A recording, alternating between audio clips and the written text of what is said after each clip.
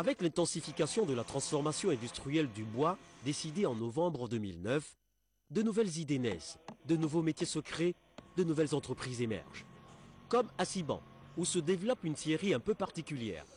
Son activité consiste à récupérer les rebuts ou déchets issus de la transformation industrielle du bois pour les transformer à leur tour. La récupération des déchets est quasiment l'apanage des seuls confrères expatriés. Les Gabonais ne s'y intéressent pas, alors que ces confrères expatriés trouvent leur compte. Ils trouvent leur compte à partir de la récupération de ces déchets générés par les grandes usines. Ils les amènent ici, par exemple, comme nous le voyons, pour les reconvertir en lattes, chevrons, et ça va même plus loin, parce que ça ne s'arrête pas au niveau de produits semi-finis tels que les lattes et les chevrons. Ça va chercher dans la fabrication de manches, de pioches, de pelles, de balais, etc., jusqu'aux moulures. Donc c'est dire que c'est un secteur prometteur qui peut permettre aux uns et aux autres de gagner leur vie à condition qu'ils s'y intéressent. Jolet est étudiant en sciences économiques à l'université Omar Bongo. Dès qu'il le peut, ce jeune Gabonais rejoint les travailleurs de la scierie de Siban avec un double objectif. Repartir avec un salaire et acquérir une expérience professionnelle dans une branche de la filière bois qui commence à prendre de l'ampleur. Quand je viens travailler pendant les vacances, que ce soit les vacances ou bien les week-ends, c'est juste pour avoir quelques sous pour financer mes études.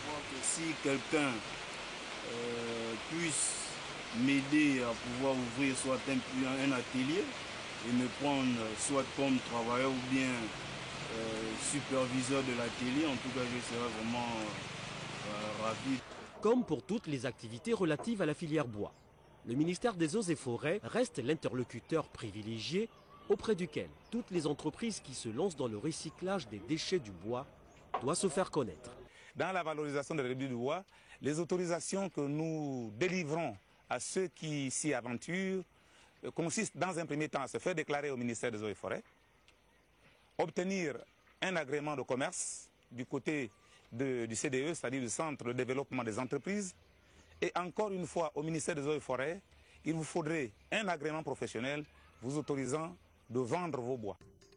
Depuis la mesure prise par le président de la République, Ali Bongo Ondimba, d'interdire l'exportation de bois brut en 2009, des scieries comme celle de Siban se développent chaque jour au Gabon. Le volume des déchets issus de l'industrialisation allant crescendo. Le recyclage des déchets du bois permet de fabriquer de nouveaux produits qui garnissent les étals des petits commerces qui en tirent de généreux bénéfices.